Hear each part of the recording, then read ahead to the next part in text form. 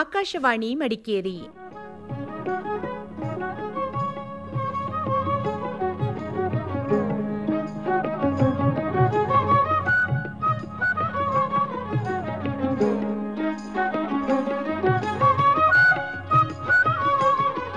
ಕಾರ್ಯಕ್ರಮ ಮಹಿಳಾ ಲೋಕ.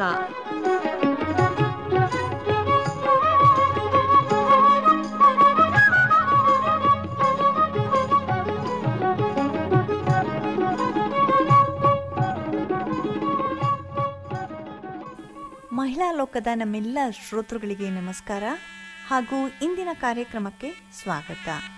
ಇಂದು ಕೇಳಿ ಕರ್ನಾಟಕ ಜಾನಪದ ಅಕಾಡೆಮಿಯ 2023-24 ಸಾಲಿನ ಪ್ರಶಸ್ತಿಗೆ ಕೊಡಗು ಜಿಲ್ಲೆಯಿಂದ ಆಯ್ಕೆಯಾಗಿರುವ ವಿರಾಜಪೇಟೆಯ ಕೆ.ಸಿ. ದೇವಕಿ ಅವರೊಂದಿಗೆ ಸಂದರ್ಶನ. ಶ್ರೋತೃಗಳೇ ನಮಸ್ಕಾರ. ಇವತ್ತಿನ ಈ ಕಾರ್ಯಕ್ರಮಕ್ಕೆ ತಮಗೆಲ್ಲ ಆತ್ಮೀಯವಾದ ಸ್ವಾಗತ. ಇವತ್ತಿನ ಈ ಕಾರ್ಯಕ್ರಮದಲ್ಲಿ ಕರ್ನಾಟಕ ಜಾನಪದ ಅಕಾಡೆಮಿಯ 2023-24 ಸಾಲಿನ ಪ್ರಶಸ್ತಿಗೆ ಕೊಡಗು ಜಿಲ್ಲೆಯಿಂದ ಆಯ್ಕೆಯಾಗಿರುವಂತಹ ವಿರಾಜಪೇಟೆ ತೋರ ಗ್ರಾಮದ ಕೆ.ಸಿ. ದೇವಕಿಯವರು ಈಗ ನಮ್ಮ ಜೊತೆಗಿದ್ದಾರೆ.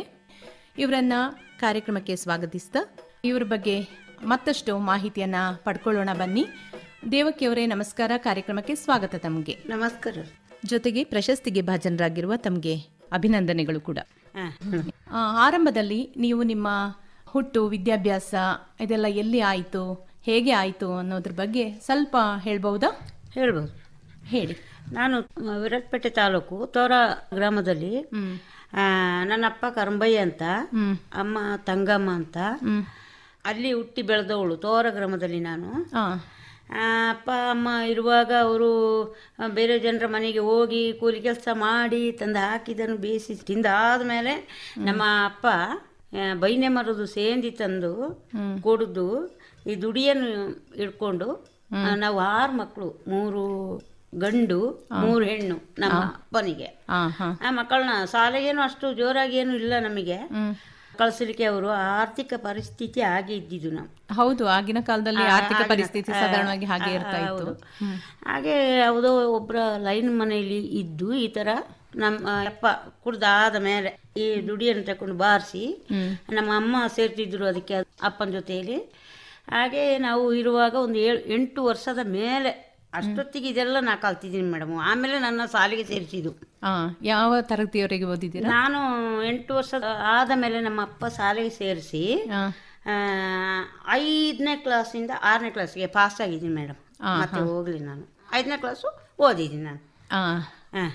ಆಗಿನ ಕಾಲದಲ್ಲಿ 5ನೇ ತರಗತಿ ಅಂತ ಹೇಳಿದ್ರೆ ಅದು ವಿಶೇಷ ಅಷ್ಟು ಓದಿದ್ದೀನಿ.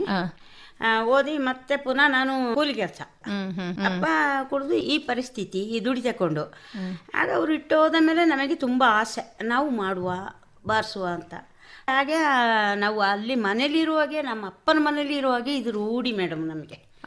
ನಿಮಗೆ ಅಪ್ಪ ಅಮ್ಮನಿಂದ ಜನಪದ ಕಲೆ ರೂಢಿ ಆಗೋ ಅದ್ರ ಬಗ್ಗೆ ನಿಮಗೆ ಆಸಕ್ತಿ ಬಂತು ಅಂತ ಅವ್ರ ಜೊತೆಲಿ ಹೋಗಿ ಕೂಲಿ ಮಾಡಿ ಬಂದು ಆಮೇಲೆ ಇವರು ಇಟ್ಟು ಮಲಗಿದ ಮೇಲೆ ನಾವು ಮಾಡ್ತೀವಿ, ಅವರಿಲ್ಲ ಸಮಾಜದಲ್ಲಿ ನಾವು ಮಾಡ್ತೀವಿ ತಕೊಂಡು.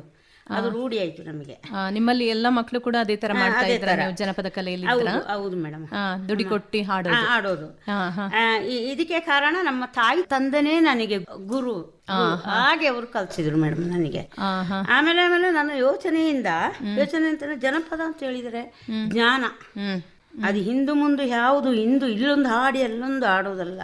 ಹೌದು, ಜ್ಞಾನದಲ್ಲಿ ಸಾಲಾಗಿ ಹೀಗೆ ನಾನೇ ಯೋಚನೆ ಮಾಡಿ ಇಲ್ಲೊಂದು ಹಾಡಿ ಮಧ್ಯದಲ್ಲಿ ಲಾಸ್ಟಲ್ಲಿ ಒಂದು ಹಾಡಿದರೆ ಅದು ಹಾಡಲ್ಲ, ಅದು ಜ್ಞಾನ. ಜನಪದ ಅಂದರೆ ಜ್ಞಾನದಿಂದ ಹಾಗೆ ಒಂದು ಲೈನಿಗೆ ಬಂದೆ ಮೇಡಮ್.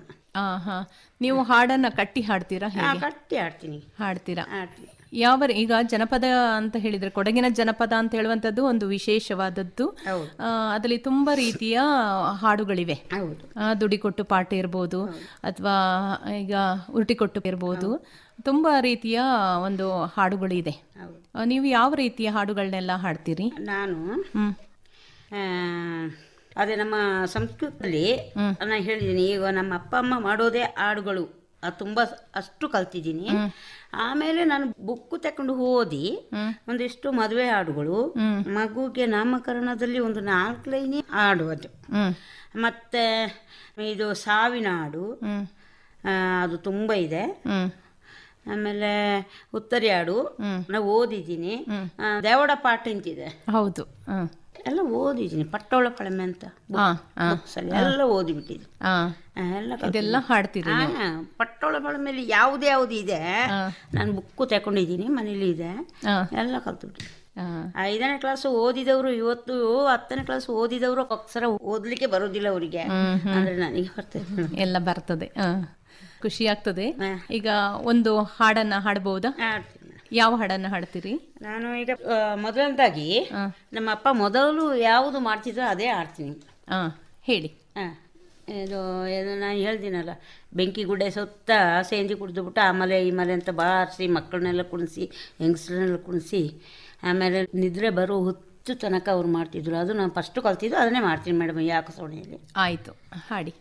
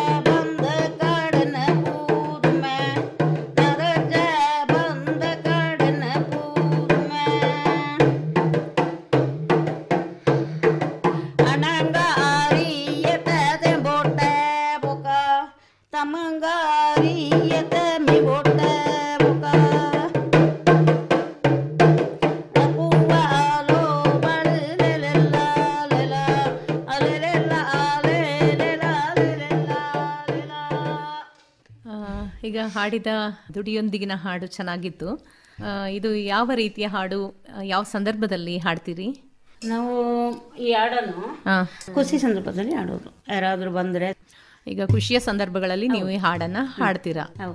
ಹಬ್ಬ ಹರಿದಿನಗಳಲ್ಲೆಲ್ಲ ಹಾಡ್ತೀರಾ ನೀವು ಇದನ್ನ?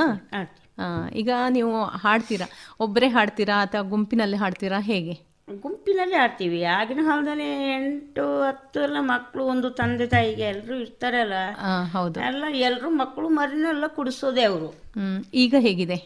ಇವಾಗ ಆಗಿಲ್ಲ. ಈಗ ಸೇಂದು ಇಲ್ಲ, ಬೈನಮರ ಸೇಂದು ಇಲ್ಲ. ಈಗ ಹೇಗೆ ಹಾಡ್ತೀರಿ? ಗುಂಪಿನಲ್ಲಿ ಹಾಡ್ತೀರಾ? ಗುಂಪಿನಲ್ಲಿ ಅಂದ್ರೆ ಒಂದು ಖುಷಿಗೆ ನಾವು ಯಾರಾದರೂ ಒಂದು ಅಕ್ಕ ತಂಗಿ ಹಾಗೆ ಮನೆಗೆ ಬಂದ್ರೆ ಏನೋ ಒಂದು ಪಾರ್ಟಿ ಅದು ಇದು ಒಂದು ಗೌಜಿ ಅಂತ ಮಾಡಿದ್ರೆ ಒಂದು ಖುಷಿಗೆ. ಈ ದುಡಿ ನೋಡಿದ್ರೆ ನನ್ನ ಅಕ್ಕನಲ್ಲಿ ಇಲ್ಲ, ಅಕ್ಕ ಬಂದ್ರೆ ಕೊಡೋ, ನಾನು ಸ್ವಲ್ಪ ನೀನು ಮಾಡಿದ್ದು ನಾನು ಮಾಡ್ತೀನಿ, ಹಾಗೆ ನಾನು ಅವಳ ಜೊತೆಲಿ ಹಾಗೆ ಮನೇಲಿ ಒಂದು ಖುಷಿಗೆ ಹಾಡ್ತೀರಾ. ಈಗ ಮನೇಲಿ ಯಾರೆಲ್ಲ ಇದ್ದೀರಾ? ನಾನು, ನನಗೆ 3 ಮಕ್ಕಳು, ಒಬ್ಬನ ತೀರಿ ಹೋದೆ, 2 ಮಕ್ಕಳು ಇದೆ. ಮತ್ತೆ ಒಬ್ಬನಿಗೆ 3 ಮಕ್ಕಳು ಇದೆ. ಹಿರಿಯ ಮಗನಿಗೆ 2 ಮಕ್ಕಳು ಮಡಿಕೇರಿಯಲ್ಲಿ ಕಾಲೇಜಿಗೆ ಹೋಗ್ತಾರೆ. ಮತ್ತೆ ನಾನು, ನನ್ನ ಕಿರಿಯ ಮಗ ಮನೇಲಿ. ಯಾವ ನಿಮ್ಮ ಯಜಮಾನ್ರು ಇಲ್ಲ, ಅವರು ತೀರಿ ಹೋದ್ರು, 4 ವರ್ಷ ಆಯ್ತು. ಏನು ಹೆಸರು ನಿಮ್ಮ ಯಜಮಾನ್ರಪ್ಪ ಅಂತ? ನಿಮ್ಮ ಸೊಸೆಯಂದಿರು ನಿಮ್ಮ ಜೊತೆ ಹಾಡ್ತಾರಾ? ಇಲ್ಲ, ನಾನು ಈ ತರ ನನ್ನ ಮನೇಲಿ ಇರುವಾಗ ಆದ್ರೆ ಅವರು ಕುಣಿತಾರೆ, ಹಾಡಕ್ಕೆ ಬರೋದಿಲ್ಲ. ಮಕ್ಕಳು ಹೇಗೆ ಭಾಗವಹಿಸ್ತಾರ? ಇಬ್ಬರು ಮಾಡ್ತಾರೆ. ಅದು ಬಾರಿಸೋದು, ಶಾಲೆಯಲ್ಲಿ ಹೋಗಿ ಪ್ರತಿಭಾ ಕಾರಂಜಿ ಎಲ್ಲ ಮಾಡ್ತಾರೆ. ನಾನು 2 ಮಕ್ಕಳು, ನನ್ನ ಹಿರಿಯ ಮಗಂದು 2 ಮಕ್ಕಳು. ಮತ್ತೆ ಹುಡುಗಿ ಎಲ್ಲೆಲ್ಲೋ ಹೋಗಿದ್ದಾಳೆ, ಅವಳು ಎಲ್ಲ ಮಾಡ್ತಾಳೆ. ಖುಷಿಯ ವಿಚಾರ. ಈಗ ಪ್ರಶಸ್ತಿ ಬಗ್ಗೆ ಬರೋಣ. ನಿಮಗೆ ರಾಜ್ಯ ಮಟ್ಟದ ಪ್ರಶಸ್ತಿ ಬಂದಿದೆ, ಹೇಗೆ ಅನಿಸ್ತು ಆಗ? ತುಂಬ ಖುಷಿ ಮೇಡಮ್. ನನಗೆ ಅದು ಇದು ಸಿಕ್ಬೇಕು ಅಂತಲ್ಲ, ಈ ಥರ ಹೆಸರು ಬಂತಲ್ಲ ನನಗೆ. ನಾನಿದು ನನ್ನ ತಂದೆ ತಾಯಿಯಿಂದ ಇದು ಮಾಡ್ಕೊಂಡು ಬಂದು ಈ ದುಡಿ ಬಾರಿಸಿ ಬಾಯಲ್ಲಿ ಹಾಡಿ ಆಗೋದು ಕಲಿತು ಒಂದು 10, 15, 17 ವರ್ಷ ಎಲ್ಲೆಲ್ಲೂ ಹೋಗಿ ನಾನು ಫಂಕ್ಷನ್ ಮಾಡಿದ್ದೀನಿ. ಅಂದರೂ ಈಗ ಬಂದು ಏನಾಗಿ ನಾನು ಕೇಳಿದ್ರು ಒಬ್ಬರು, ಹೀಗೆ ಸ್ವಲ್ಪ ಡೀಟೇಲ್ ಕೊಡಿ ಅಂತ, ಒಂದು 4 ತಿಂಗಳಿಗೆ ಮುಂಚೆ. ಇವಾಗ ನಿನ್ನೆ ಮೊನ್ನೆ ಫೋನ್ ಮಾಡಿ ಈಗ ಹೇಳಿದರು, ಮೇಡಮ್ ನನಗೆ ಅದು ಅಳೋದಕ್ಕೂ ಆಗಲಿಲ್ಲ, ನಗೋದಕ್ಕೂ ಆಗೋದಿಲ್ಲ, ಏನು ಯಾವ್ರ ಜೊತೆ ಮಾತಾಡಬೇಕು ಅಂತ ಆಗೋದಿಲ್ಲ, ಹಾಗೆಲ್ಲ ಅಷ್ಟೊಂದು ಖುಷಿ ಆಯ್ತು ಮೇಡಮ್. ಯಾರ್ಯಾರ ಜೊತೆ ಫೋನ್ ಮಾಡಿ ಹೇಳೋಣ ಅಂತ ಸಹ ಫೋನ್ ಮಾಡಿ ಹೇಳಲಿಲ್ಲ, ಏನೊಂದು ಖುಷಿನ ಹಾಗೆ ಅರಗಿಸಿಟ್ಕೊಂಡೆ ಮೇಡಮ್. ತುಂಬ ತುಂಬ ತುಂಬ ಖುಷಿಯಾಗಿದೆ ಮೇಡಮ್.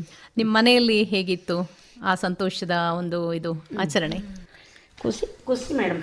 ಹೇಳಿದೆ ನನ್ನ ಮಕ್ಕಳಿಗೆ, ಮತ್ತೆ ಅವರು ನನ್ನ ಮಕ್ಕಳು ಇದ್ರ ಬಗ್ಗೆ ತಲೆ ಕೆಡಿಸೋದಿಲ್ಲ, ನೀನು ಏನಮ್ಮ ನೀನು ದುಡಿ ಬಾರಿಸೋದು, ನೀನು ಹಾಡು ಹೇಳೋದು ಹಾಗೆ ಹೇಳಿದೆ. ಈಗ ನೀವು ಯಾವುದೆಲ್ಲ ರೀತಿಯ ಹಾಡುಗಳನ್ನ ಹೇಳ್ತೀರಿ ಅಂತ ಹೇಳಿದ್ರಿ, ದುಡಿಕೊಟ್ಟು ಹೇಳಿದ್ರಿ, ದೇವರ ಆಟಿನ ಹಾಡನ್ನು ಹೇಳಿದ್ರಿ, ಹುತ್ತರಿ ಸಂದರ್ಭದಲ್ಲಿ ಹಾಡುವ ಹಾಡನ್ನು ಹಾಡ್ತೀರಿ ಅಂತ ಹೇಳಿದ್ರಿ. ಈಗ ಬಂದಿರುವಂಥ ಪ್ರಶಸ್ತಿ ಯಾವುದಕ್ಕಾಗಿ ಬಂದಿದೆ ನಿಮಗೆ? ನಾನು ಹೊರಟ್ಟಿ ಕೊಟ್ಟು ನಮ್ಮ ಜನಪದದ ಸಂಸ್ಕೃತಿ, ನನ್ನ ಪ್ರಕಾರ ಸರ್ಕಾರ ಅದನ್ನು ಗುರುತಿಸಿ ಅವ್ರು ನನ್ನ ಗುರುತಿಸಿದ್ದಾರೆ, ನಾನೊಂದು ಕಲಾವಿದ ಅಂತೇಳಿ ನನಗೆ ಅವರು ಈ ಪ್ರಶಸ್ತಿ ಕೊಡ್ತಾರೆ ಅಂತ ನಾನು ಭಾವಿಸ್ತೀನಿ. ಹೌದು, ಖುಷಿಯ ಸಂಗತಿ ಇದು. ಈಗ ಒಂದು ಉರುಟಿ ಕೊಟ್ಟು ಪಾಠನ ಹಾಡ್ಬೋದಾ? ಉರುಟಿ ಕೊಟ್ಟಿದ್ರೆ ಉರುಟಿ ಕೊಟ್ಟಿದ್ರೆ ಅದಕ್ಕೆ ಹಾಡಿಲ್ಲ ಮೇಡಮ್, ಹಾಗೆ ಬಾರಿಸೋದು ಮಾತ್ರ. ಹೌದಾ? ಖಂಡಿತ.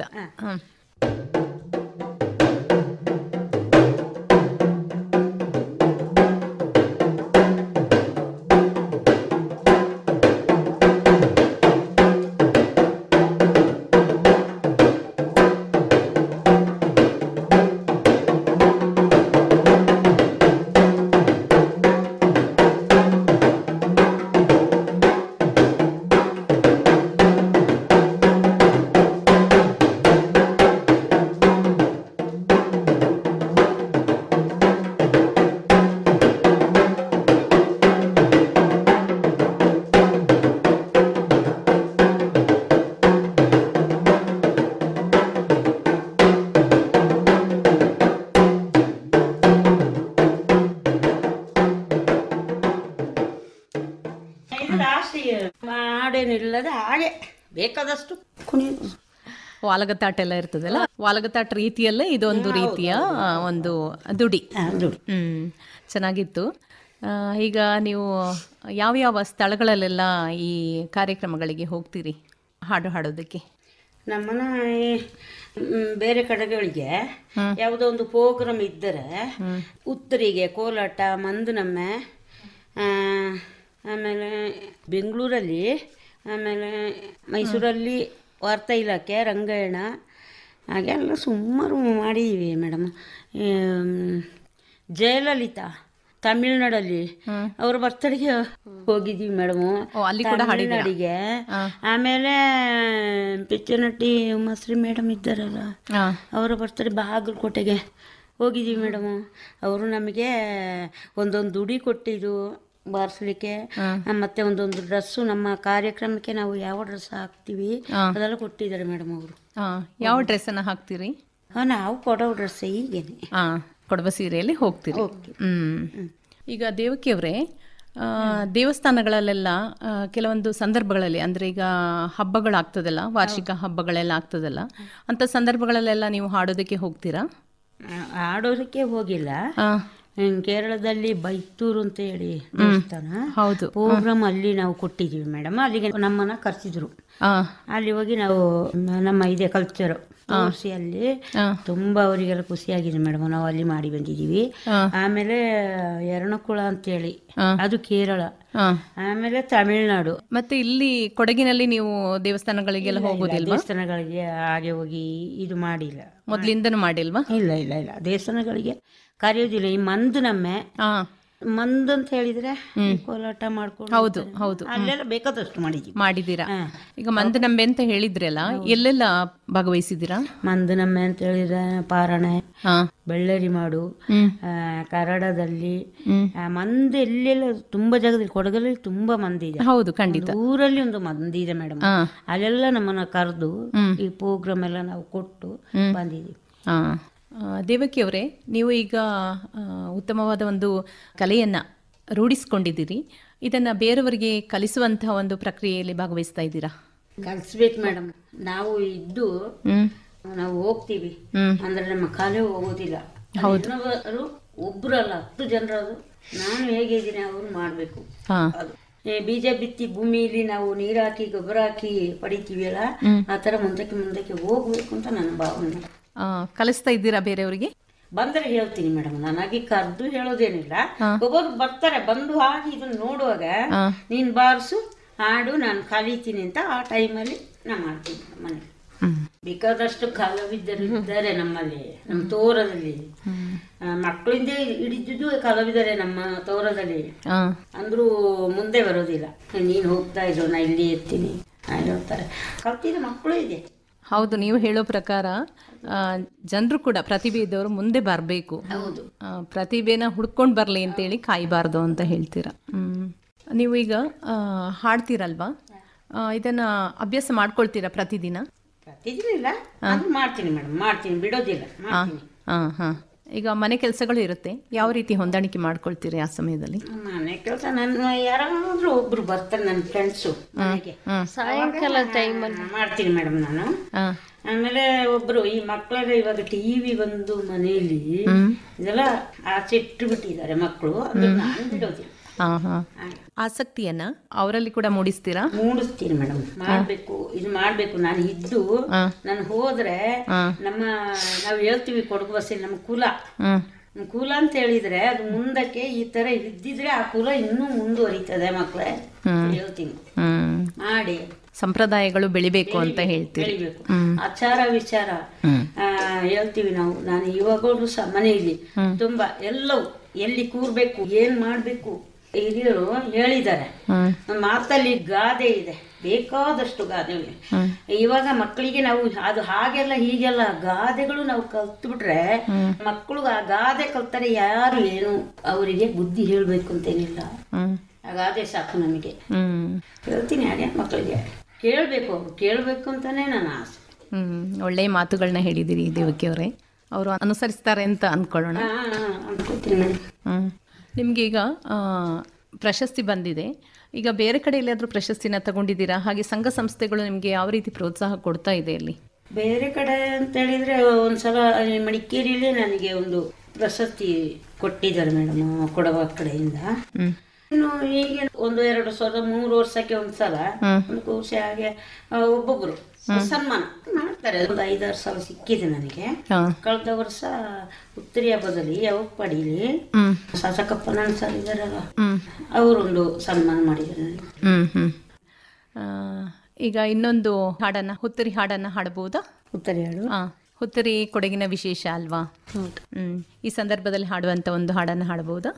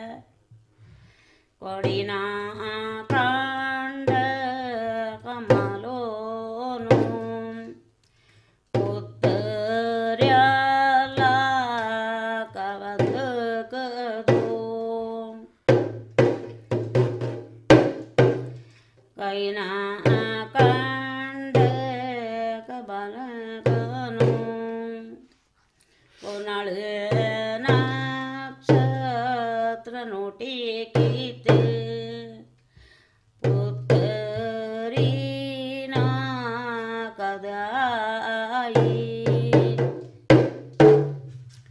कडनाने काल कबूतरी का चलो ಕೋಲ. ದೇವಕಿಯವರೇ, ಚೆನ್ನಾಗಿ ದುಡಿಕೊಟ್ಟು ಹಾಡಿದ್ದೀರಾ. ಈಗ ನಮ್ಮ ಜೊತೆಯಲ್ಲಿ ಇವರ ಸೊಸೆ ಪವಿತ್ರ KH ಅವರಿದ್ದಾರೆ. ಇವರ ಪ್ರಶಸ್ತಿ, ಅತ್ತೆಗೆ ಬಂದಿರುವಂಥ ಪ್ರಶಸ್ತಿ ಬಗ್ಗೆ ಮತ್ತು ಅವರ ಹಾಡಿನ ಬಗ್ಗೆ ಏನು ಹೇಳ್ತಾರೆ ಅಂತ ಕೇಳೋಣ. ನಮಸ್ಕಾರ ಪವಿತ್ರ ಅವರೇ. ನಮಸ್ತೆ ಮೇಡಮ್. ಈಗ ನಿಮ್ಮ ಅತ್ತೆಗೆ ದೇವಕಿಯವರಿಗೆ ಪ್ರಶಸ್ತಿ ಬಂದಿದೆ ರಾಜ್ಯ ಮಟ್ಟದಲ್ಲಿ, ಹೇಗನ್ನಿಸ್ತು? ತುಂಬ ಖುಷಿ ಇದೆ ಮೇಡಮ್. ಇನ್ನು ಮುಂದೆ ಕೂಡ ಮಕ್ಕಳು ಕೂಡ ಕಲಿಬೇಕಿದ್ನ, ಮುಂದೆ ನಮ್ಮ ಕುಡಿಯ ಜನಾಂಗದವರು ಇನ್ನೂ ಕೂಡ ಕಲಿತು ಈ ಥರ ಪ್ರಶಸ್ತಿಗಳನ್ನ ಪಡಿಬೇಕು ಅಂತ. ನಿಮ್ಮ ಪ್ರೋತ್ಸಾಹ ಯಾವ ರೀತಿ ಇದೆ ಅವ್ರಿಗೆ?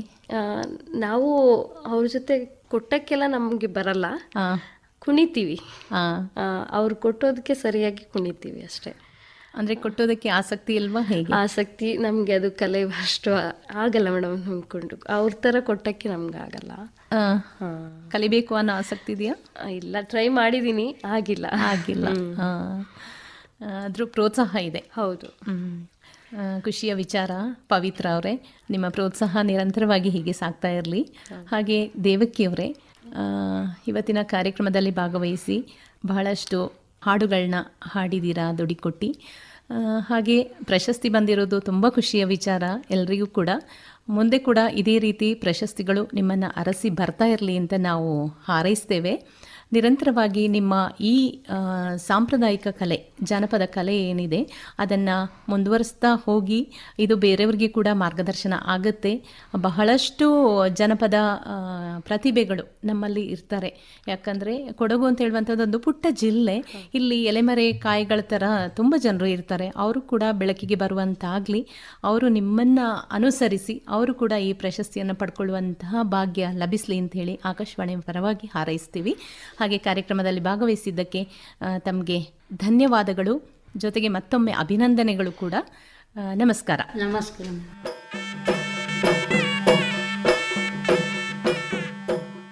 ಶ್ರೋತೃಗಳೇ, ಇದುವರೆಗೆ ಕರ್ನಾಟಕ ಜಾನಪದ ಅಕಾಡೆಮಿಯ 2023-24ನೇ ಸಾಲಿನ ಪ್ರಶಸ್ತಿಗೆ ಕೊಡಗು ಜಿಲ್ಲೆಯಿಂದ ಆಯ್ಕೆಯಾಗಿರುವ ವಿರಾಜಪೇಟೆಯ KC ದೇವಕಿ ಅವರೊಂದಿಗೆ ನಡೆಸಿದ ಸಂದರ್ಶನವನ್ನು ಕೇಳಿದಿರಿ. ಸಂದರ್ಶಿಸಿದವರು ವಿದ್ಯಾರಾವ್ KL. ಕಾರ್ಯಕ್ರಮ ನಿರ್ವಹಣೆ PM ಜಗದೀಶ್. ಇಲ್ಲಿಗೆ ಇವತ್ತಿನ ಮಹಿಳಾ ಲೋಕ ಮುಗಿಯಿತು. ಶ್ರೋತೃಗಳೇ, ಎಲ್ರಿಗೂ ನಮಸ್ಕಾರ.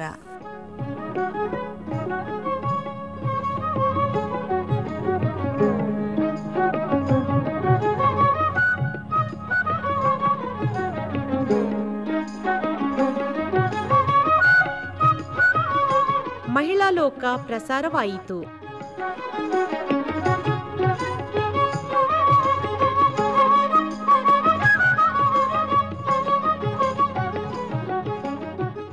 ಈ ಕಾರ್ಯಕ್ರಮ ಆಕಾಶವಾಣಿ ಮಡಿಕೇರಿ ಕೇಂದ್ರದಿಂದ ಮೂಡಿಬಂತು.